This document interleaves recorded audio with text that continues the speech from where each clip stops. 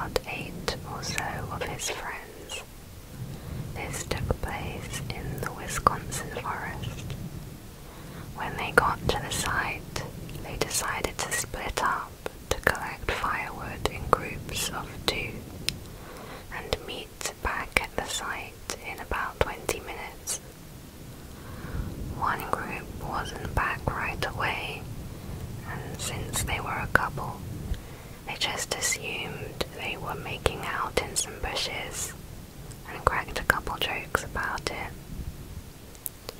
After around an hour, they decided they should probably go look for them and headed off to search in the area they had been collecting wood. Behind a bush, they found part of the girl's bloody shirt, and the man's shoes were lying scattered around the scene. They all quickly rushed back to their car so they could drive to the park ranger's office about 5 miles away and report the incident. However, they found that their gas had been siphoned, so they had no choice but to walk.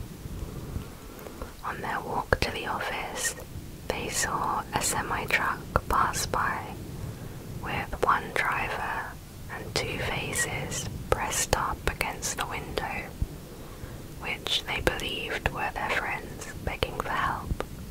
The 2 friends were reported missing and have never been found to this day.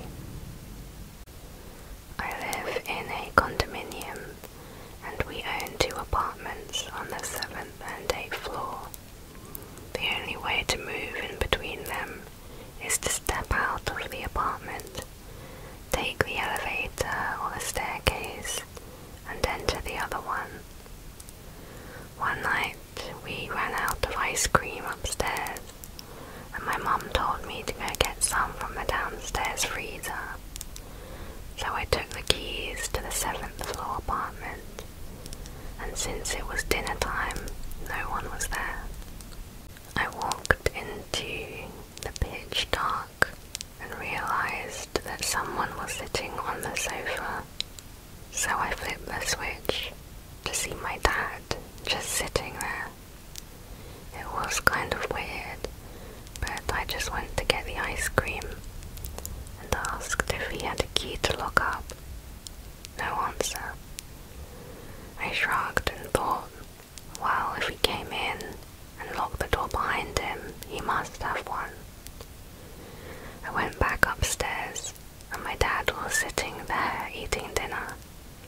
I freaked out and asked how the heck did he get up here so fast, and everyone told me that he's been there all this time. I told them that wasn't possible because I just saw him downstairs, but no one believed me. Now I never go down there alone. Our apartment doors are fitted with 3 types of locks, so you need 3 keys just to enter a house if no one is inside. I did get a good look, and it was 100% my father. It's kinda hard to mistake him. The apartments are not accessible because not only are they not on the same floor, they aren't even located on top of each other. There's an elevator in between them, and they are on different floors, so there is no way for anyone to go up or down without first meeting at the elevator or the staircase. I was 15 years old and just got home from work, so I went to my bedroom to change out of my work clothes and get ready for bed. I'm in the middle of undressing when I look to my bedroom window to catch my reflection, and I see a man's face. I dropped to the floor and turned off the lights, scrambling to get dressed, still watching the window. The face is gone, but I'm still watching, and then I see a camera. No face, just a camera pointed at me, sitting on the floor. I bolt from my room and tell my mum and brother. My brother went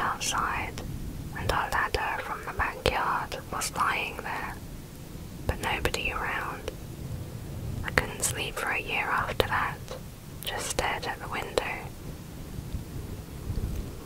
It was near Halloween time when my friends and I were telling ghost stories. My friend said she was going to tell a story about her parents' first date. She said she didn't like telling the story since it was actually true, but we prodded her on.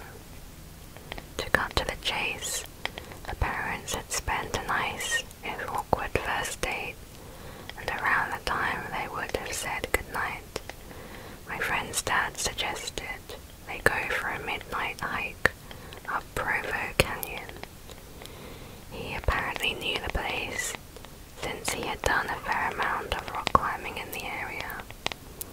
So the two drove up the mouth of the canyon, got out of their cars and started hiking under just the light of the stars, since it was a new moon.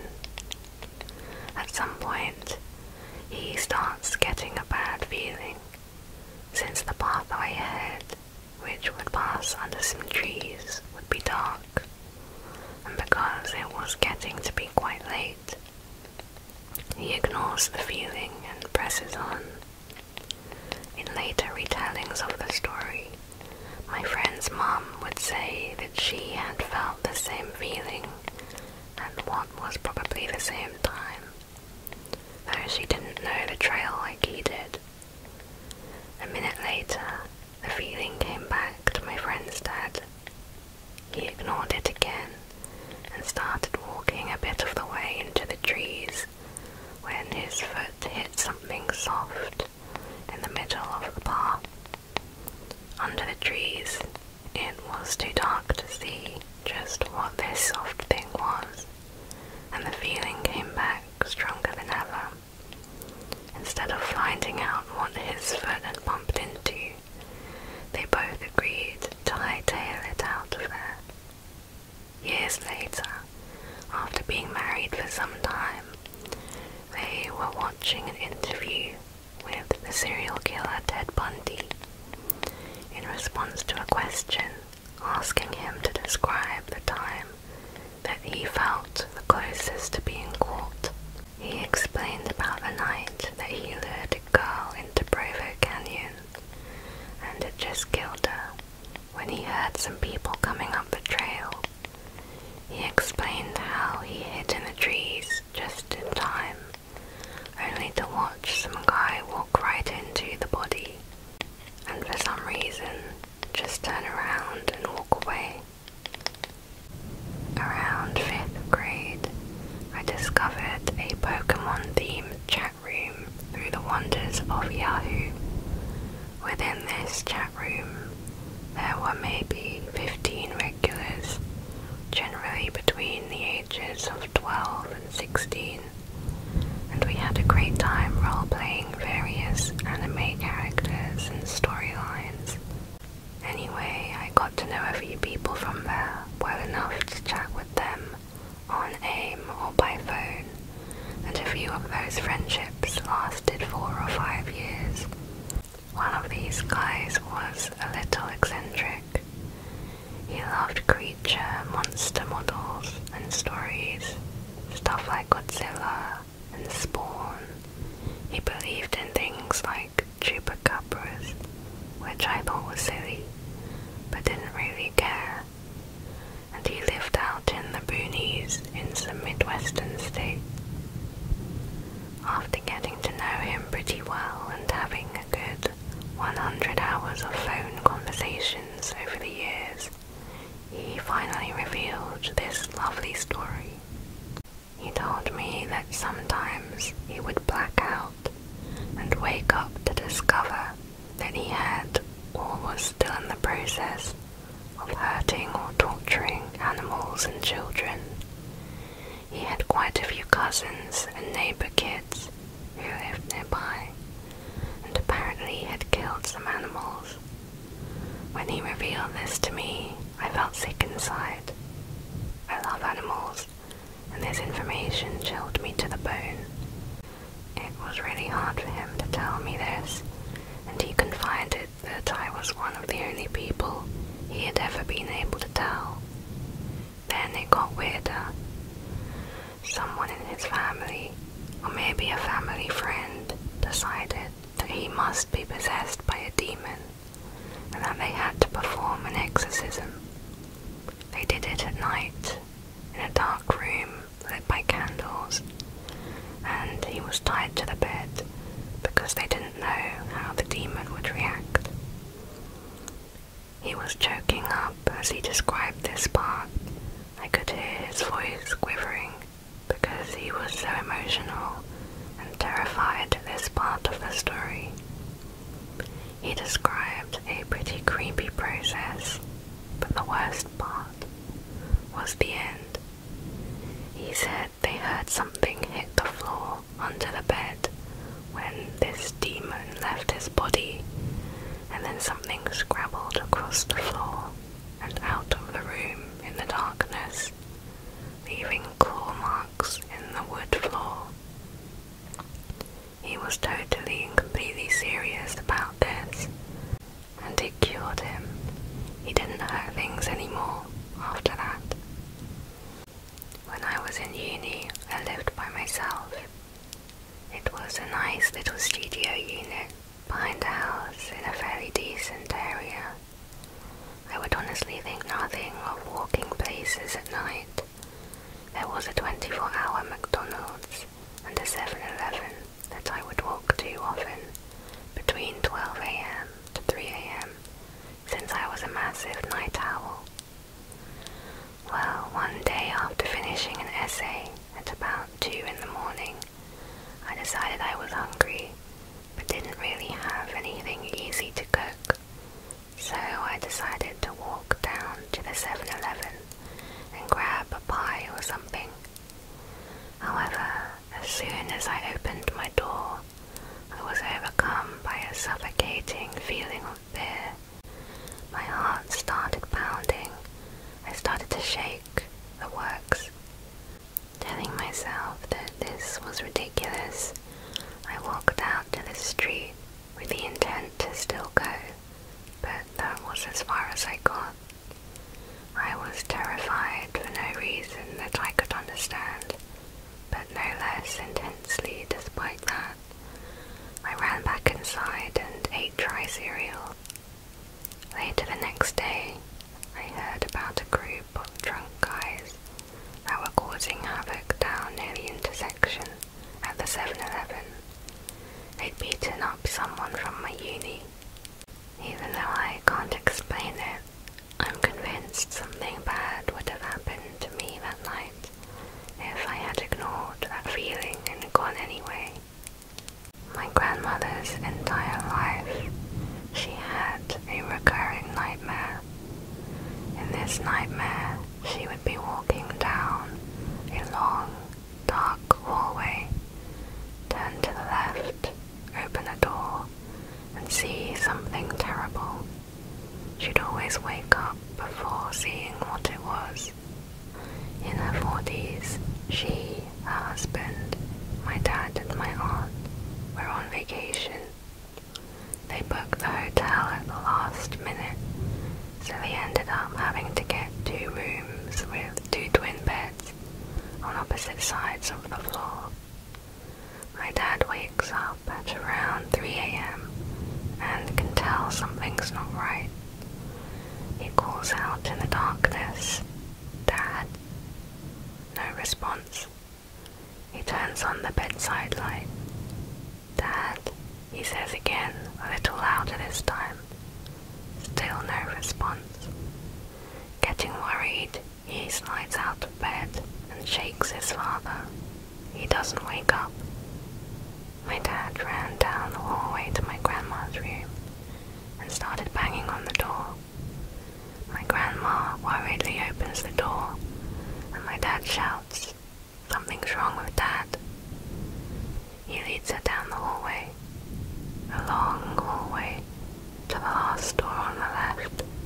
My grandmother reaches the door, turns left, and sees her husband dead in bed from a heart attack. She never had the dream again. In my living room, there was a set of glass doors right next to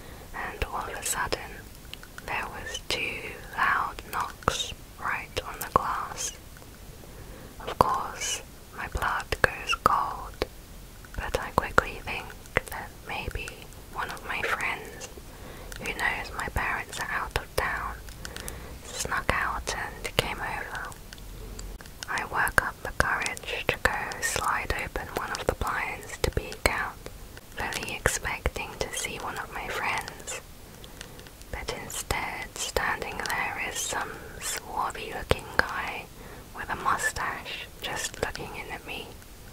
He pulls at the door, but it's locked. I booked it straight out of the front door and ran to my aunt's house a few doors down. We called the police, and they said there were so many footprints in the snow that he had to have been circling around the house for hours. There was even some footprints on the roof by the master bedroom. I live near a camp that I used to attend as a child.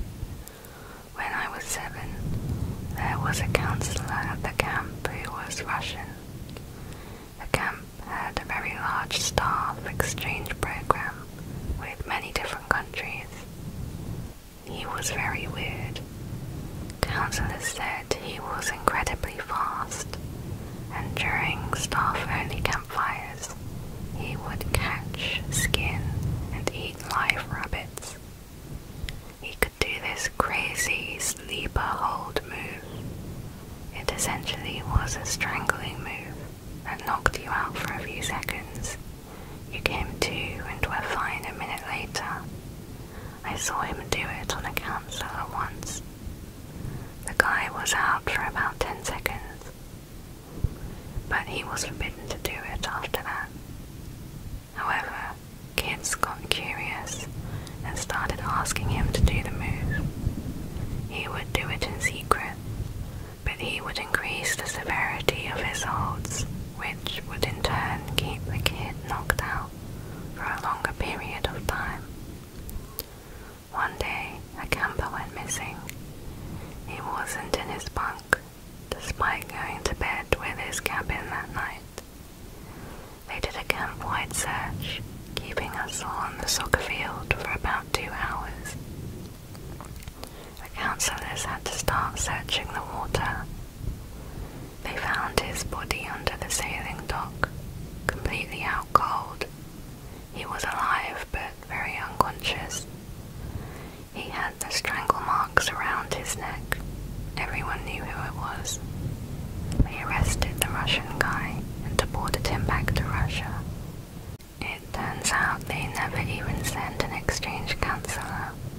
Nobody knew who the heck he was. When I was about 11, some friends and I were having a slumber party, and we all snuck out of the house in the middle of the night and went to a park about half a block away. We had been there at least an hour or so when I thought I saw a large, shadowy figure about 100 feet away, lurking in the shadows under some trees. We all turned to look and stared at the shadow's direction for about 5 minutes, trying to make it out. Right about when we had decided we were seeing things, the figure started running at us at top speed. We jumped up and ran back to the house as fast as we could go and locked the door. We could hear someone moving around the outside of the house, and then it began tapping on the windows. We couldn't wake anyone up, since we would have had to admit we had snuck out. We spent the night huddled together in the middle of the living room, waiting to be murdered. Luckily we weren't. A friend explained to me why she took sleeping pills. Apparently when she was 13, the parents bought an older house, which had some character. She claimed to find some old purple dinosaur in the crawl space while her dad was fixing some plumbing. She played with the dinosaur for a few weeks, always slept with it in her bed among other toys. One day she woke up to it staring at her, standing on her chest in a different molding position, and when she had found it, she set it aside. The next 3 weeks, same thing happened. It didn't matter if she put it on the floor, in a drawer or anything. One day she locked it up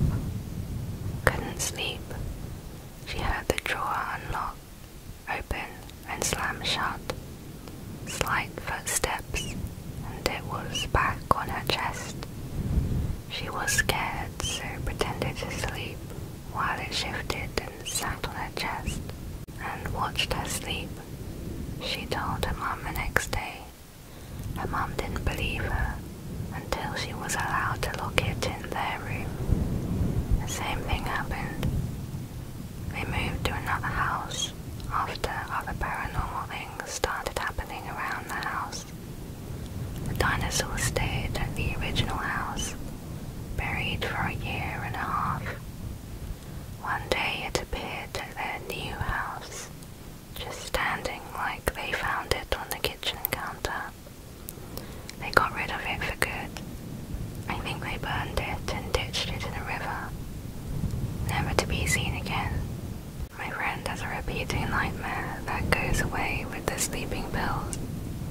She's older now and can't drink because of the pills.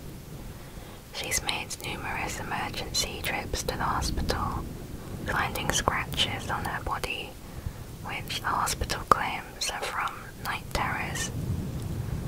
Now maybe I'm just a freak about scary stories, but the seriousness on her face and the tears that welled in her eyes, I was sold.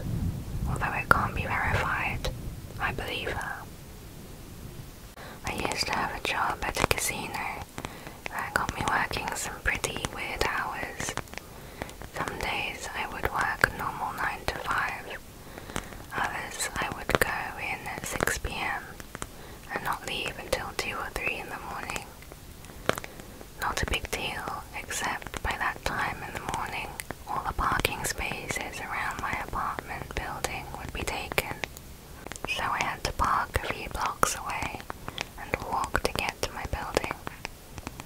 I would park, get my pepper spray and keys in hand, lock my car, and walk the block or 2 to my building.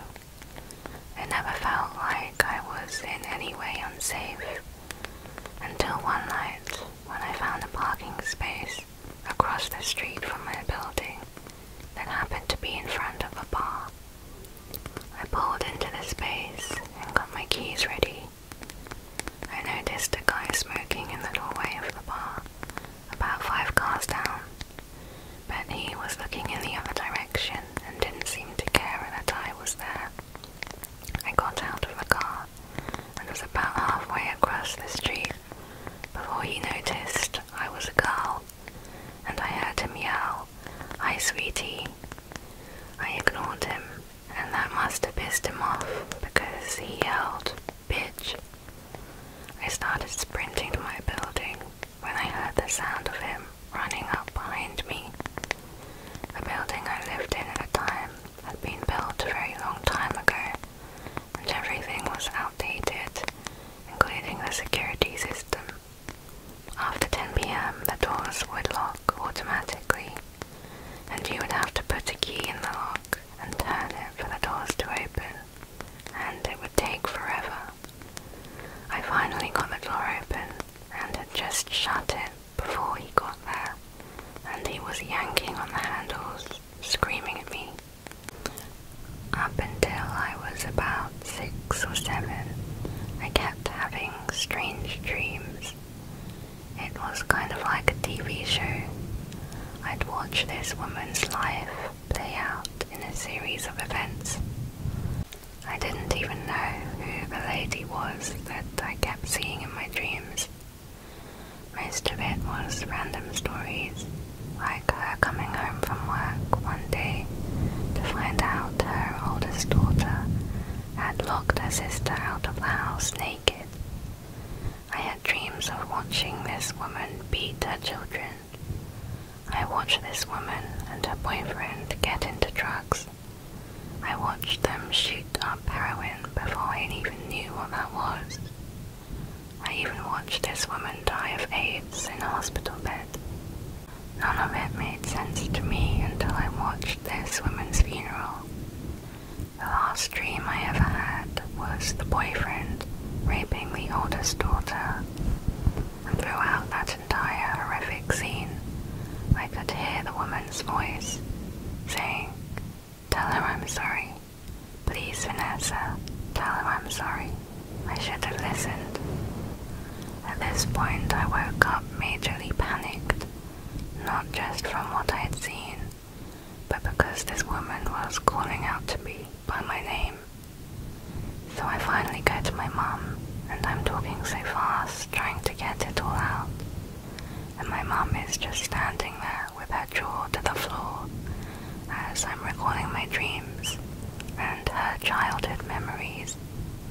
When I get to the apology, she starts to cry uncontrollably. I want to note that my mother never told me anything about my grandma or her childhood prior to these dreams. I had never even seen a photograph of her. When I was really little, my parents would let me stay up late on the weekends and watch TV until I fell asleep. I really loved these times and would stay up later than anybody else just because I could. Well, one night I was almost asleep on the couch when I heard a noise on our front porch. It was the sound of our old-fashioned porch swing moving back and forth. I was a little scared, so I crept towards the bay windows of my living room and peeked out towards the porch. Sitting on the front porch swing was an older woman, probably in her 50s, wearing just a nightgown, covered in blood, and holding a huge kitchen knife. I flipped out immediately and ran screaming into my parents' room, but was too terrified to form words. My parents saw that I was upset, but when I was finally able to tell them what I saw, my dad got really angry and told me that it was just a dream and to go back to sleep. I refused and kept crying and screaming until he had had enough and snatched my arm, dragging me towards the front door to prove that there was nothing there. I kicked and screamed all the way, trying to make him stop, but he kept pulling me. Finally we got to the door. He unlocked it, swung it open, and said, "See, there's nothing." To this day, I have never seen the look of fear and shock that was on his face when that woman turned and stared at both of us and slowly stood up with the knife. My dad slammed the door shut and got my mum to call the police while he went and got his gun. He went back to the door with a 12 gauge and cracked the door open enough to stick the barrel out. He asked her what she was doing, and she said, "Somebody killed my husband, but it wasn't me." My dad told her the police were coming, and she freaked out, grabbed the knife and walked away. The police found her 15 minutes later, trying to break into one of our neighbors' houses. I never slept in the living room again. After she left, my dad called and warned my crazy uncle, who lived next door, what was happening. Apparently, he was waiting on his front porch with his shotgun when she walked by. He pointed it at her and just said, "Keep moving, bitch." I talked to my mum, and she said that they never really found out the whole story, but apparently the woman was off her medication. Her and her husband got into a fight, and she tried to attack him with the knife, but didn't seriously hurt him. When he got her out of the house, she cut herself with the knife, either trying to commit suicide or make it look like her husband did it. The police never talked to us about it, so that's just what we heard from the woman's neighbors. When I was about 7 years old, I went on a walk with my babysitter. We were walking back a mile or so to my house on a fairly busy road, and about halfway there, she says we should play Simon Says. At first we walk faster, then skip, and then jog lightly. Then she says, "Simon says run as fast as you can. Simon says turn here." I was slightly confused but played along. As we turned down a driveway, I looked back and saw two guys chasing after us, one with a bat and the other with a knife. We ran up to a house and some old people living there let us in, thankfully. At the time I didn't grasp what was happening and that we were getting chased. I still have no clue why they were.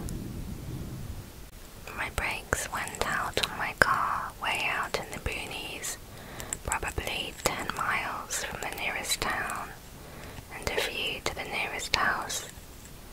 I went into a ditch where I split my head open pretty good on the side window and broke my arm and a few ribs. So I'm in pain and it's pretty hard to breathe. It's 1997. I didn't have a cell phone. Nothing to do but start walking. It was a moonless, cloudy night, completely pitch black. I could only tell I was still on the road by the sound of my feet on the concrete. I couldn't see my hands in front of me. So here I am in the middle of nowhere, bleeding out of my head from a gash that went on to need 35 stitches, a broken arm, broken ribs. I can't see my hands, and what do I hear behind me? The wobbling call of a coyote. Then another, and another. Next thing I know, there must be 20 of them, and they sound like they're in a damn blood frenzy. Now under normal circumstances, I could probably take a few coyotes on, but I can barely lift my broken left arm, and even moving my right arm makes my ribs light on fire. So I realize I'm in a very serious amount of trouble. Nothing for it but to keep walking. They're closer now. Can't be more than 100 yards. I finally see the light of a house in the distance. I want to run, but I don't. I maintain pace, walk up to this house, and with no amount of manliness in my voice, I proceed to bang very loudly on their door and beg for them to let me in. Finally, some old man answers the door, pulls his gun on me, and asks me what I'm doing banging on his door at 2 in the morning. I said, I got in a car crash, and there are coyotes after me. Please let me in so I can call for help. The guy grabs and shines a mag light back the way I had come. There had to be 25 to 30 coyotes. Seriously, if that house was another mile away, or if I lost consciousness in the crash or on the road, they'd have eaten me for sure. Basically, we were chased by a bread delivery truck in the middle of the desert around 1 AM. It was a giant truck that had no affiliation with anything other than saying bread on the side. My friends and I liked to go night climbing. We lived in the middle of the desert.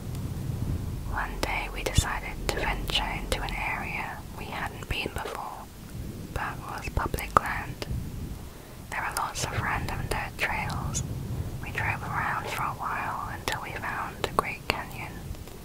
The moon was full and lit up the desert. It was serene and beautiful until it came time to leave. Mind you, there is no other light except the moonlight, my headlights, and soon the headlights of the bread truck. It came down one of the random little trails, hauling ass and stopped dead in its tracks, when I'm assuming it saw us. It just sort of rumbled there, idle for a minute or two, and we all just hid at the back of my SUV and peeked around to see if anyone was going to get out. Nope. They just sat there, waiting and waiting and waiting. After a few minutes of this, I got weirded out and decided we should leave. We piled into my SUV and started driving the opposite way down a trail. they turned that bread truck around and started following us. That bread truck was flying down the trail after us. I would turn down random trails, trying to get away from it, go over a crest of a hill, but there it was, that generic truck right behind us. We drove around for a good half an hour or so, with this truck just following us. Finally, I was able to get to the highway and sped off. It didn't follow. The area we were in was very isolated, which is why we hid behind my SUV to begin with. It was incredibly weird to see anyone out that far, and not to mention in a damn bread truck. Years back, when I was still smoking pot, I decided to head to my friend's house up the road, which was close to 4 miles away. My car wasn't working, but man, I really needed to get high. So I started hiking down the main road from my parents' house to my friend's house. I was maybe halfway there when a car pulled up next to me. A man in the driver's seat said, "Hey, get in. I'll bring you where you're going." Being a naive, dumb kid, I agreed. As soon as I got in the car, I felt the strangest vibe coming from him, like he wanted to put his greasy fingers on me. The interior of his car was a mess. Old paper cups, discarded McDonald's bags, cigarette boxes.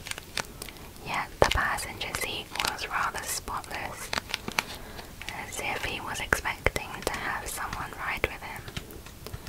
The conversation that took place began pleasantly, but took an odd turn.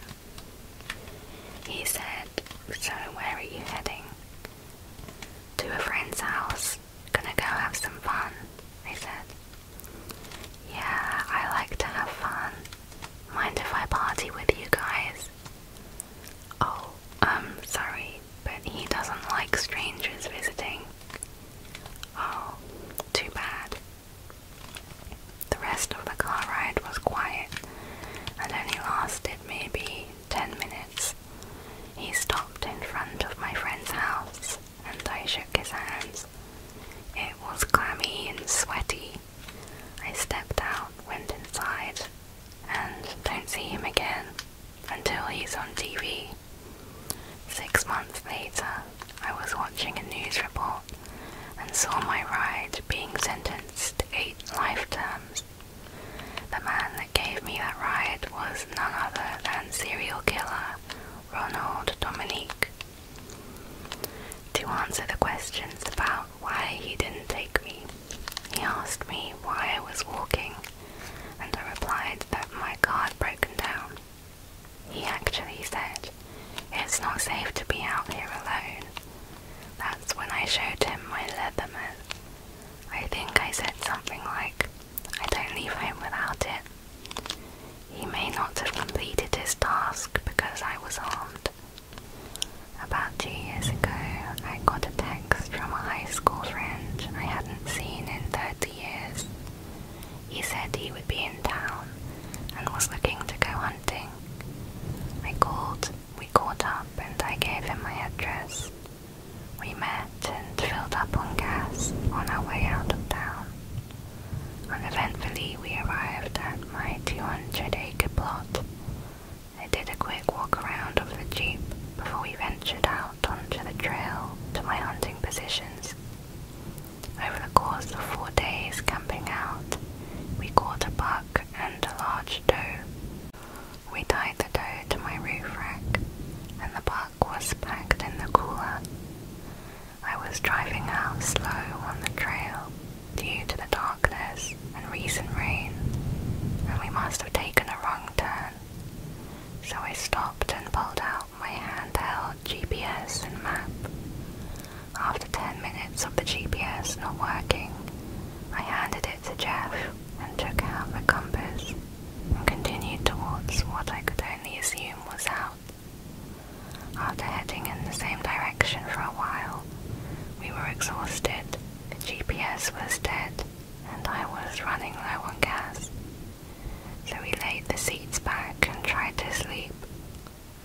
I woke up to a loud crack and was faced with a man wearing tattered jeans and a t-shirt kneeling on my hood, and the crack running the length of the windshield. With a howl, he swung again and put a crack in the passenger side of the glass. Scared, I twisted the keys and realized I had left it in gear as we lurched forward. I floored it in an attempt to throw this man off my vehicle. I was successful, but in the process, I narrowly avoided hitting another similarly dressed man. I heard a gunshot, which only made me attempt to go faster. I heard my rear window shatter and another gunshot. I reached a small 2-lane road and kept going until I spotted a gas station. I pulled in and began to fill up, assuming I had left the crazies far behind. I was wrong. I walked inside to pay and find out where I was, to call the police. I made eye contact with the cashier, who was wearing a black t-shirt and ripped up jeans. He said, "You still aren't welcome here." I turned and was back in my Jeep before I even realized what I was doing, and left 11s across that parking lot, something I didn't know a Jeep could do. I didn't know where I was or where I was going, but we needed to get out. I found the highway and settled in, listening to the wind howl through the shattered rear window. Jeff was still fully reclined in the passenger seat. I shook him to wake him up, but I realized his eyes were open. He just shook his head and wouldn't speak to me. I drove towards home and pulled into the local station. I went inside and requested to speak to an officer. I told him about the previous night, and I don't think he believed me until he saw the shattered rear window and the bullet hole in the tailgate. He took my report, the bullets, and a few pictures, and offered Jeff medical assistance. Jeff said something I will never forget. "They aren't real. They follow me everywhere. They hate me. They hate the real world." I didn't say anything the whole ride home, and almost as soon as we were back, he pulled his bag from my Jeep and left. The police told me the forensics on the bullet were inconclusive.